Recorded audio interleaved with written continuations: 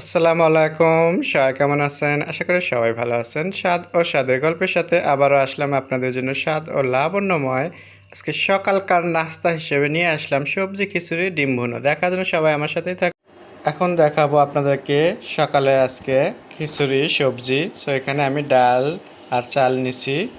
সাথে নিয়েছি মিক্স সবজি, ফুলকপি, গাজর, আলু, তারপর পাতাকপি, মিষ্টি কুমড়ো। হালকা নাস্তায় থাকতেছে সবজি খিচুড়ি আর ডিম ভুনো। সো এখন চলে যাচ্ছে চুলাতে, বাকিটা চুলায় দেখাবো। চলে আসলাম চুলায় আর এখানে প্যান বসে দিচ্ছি। আজকে খিচুড়ি রান্না হচ্ছে কিন্তু আমার সর্ষের তেল দিয়ে। সব ডিম ভুনাও করবো আমি সর্ষের তেলে। দিয়ে দিচ্ছি আমি তেলের মধ্যে গরম মশলা। 1 মিনিট আমি এটাকে একটু ভেজে নেব গরম তেলে, তাহলে সুন্দর একটা ঘ্রাণ এসে যাবে এখান থেকে। দিচ্ছি পেঁয়াজ। ডিম ভুনার জন্য আমি এখানে সেমভাবে দিচ্ছি।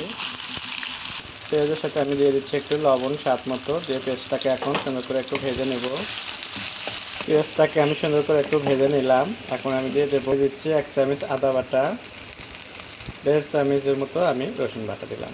রসুনটা একটু বেশি দিলাম আর দিয়ে দিচ্ছি হলুদ পাউডার। পেঁয়াজের সাথে এখন মিশিয়ে নিচ্ছি।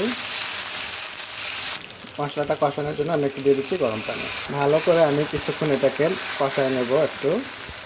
মশলাটা আমি কষাচ্ছি খুব ভালোভাবে, আর এখানে দিয়ে দিচ্ছি একটু কাঁচামরিচ আস্ত কয়েকটা, ঝাল কম হবে খিচুড়িতে, সেই জন্য করে একটু সময় নিয়ে মশলাটা কষাতে হয়, তাহলে খুব ভালো হয় খিচুড়ি। দেখতেই পাচ্ছেন মশলাটা আমি কষায় নিলাম আর সুন্দর একটা স্মেল আছে এখানে। এখন দিয়ে দেব ধুয়ে রাখা চালটা, আমি দিয়ে দিচ্ছি মশলার সাথে একটু মিশিয়ে নেব কিছুক্ষণ আবারও এভাবে। চালটাকে ভালোভাবে একটু ভেজে নিলাম, নিয়ে আমি দিয়ে দিচ্ছি সবজিগুলো। সবজিটাকেও এখন আমি চালের সাথে মিশিয়ে নেবো এইভাবে। তো মাশাআল্লাহ দেখতেই পাচ্ছেন অনেক সুন্দর হচ্ছে, কিন্তু আমার এটা এখানে ধ্যান এসে গেছে খুব ভালো। তো এইভাবে খিচুড়ি রান্না করলে আপনারা বাসায়, তাহলে দেখবেন যে আপনাদের এর সাথে ডিম ভুনা ছাড়া আর অন্য কোনো কিছুরই দরকার নেই। ডিম চাইলে আপনারা ভাজিও খেতে পারেন এর সাথে।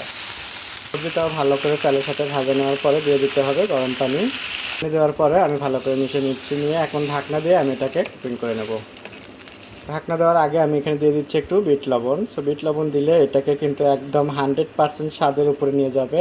আর দিয়ে দিচ্ছি ভাজা একদম গরম মশলার পাউডার, দিয়ে আমি আবারও একটু নাড়াচাড়া দিচ্ছি।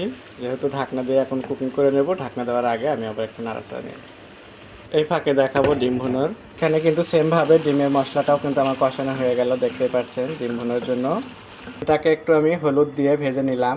মশলাটা যেহেতু কষানো হয়ে গেছে, আমি ডিমটা অ্যাড করে দিচ্ছি মশলার সাথে। এখন এটাকে মিশিয়ে নেব, আর এটাতে একটু আমি টমেটো দেবো, চেরি টমেটো। তো টমেটোটা আমি এই ফাঁকে একটু কেটে নেব।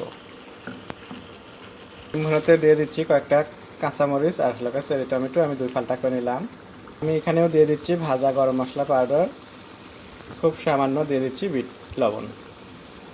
ভালো করে আমি এটাকে মিশিয়ে নেব ডিমের সাথে এভাবে।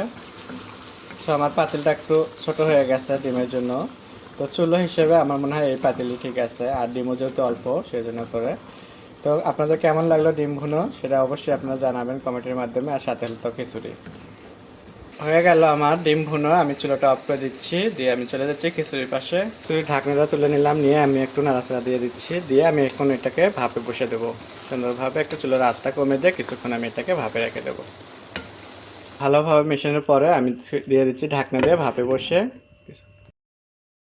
ভাপে রাখা খিচুড়িটাকে আমি ঢাকনা তুলে নিয়ে একটু নাড়াচাড়া দিয়ে নিচ্ছি। দেখতেই পাচ্ছেন একদম খিচুড়িটা আমার পারফেক্ট হয়ে গেছে, ঝরঝরা সবজি খিচুড়ি। আশা করি আপনাদের ভালো লাগবে। আপনাদের যদি ভালো লেগে থাকে বাসায় একবার হলেও আপনারা এভাবে সবজি খিচুড়ি করবেন, সাথে থাকবে ডিম ভাজি কিংবা ডিম ভুনো। সো নতুন নতুন ভিডিও দেখার জন্য সবাই আমার সাথে থাকবেন। আল্লাহ হাফেজ।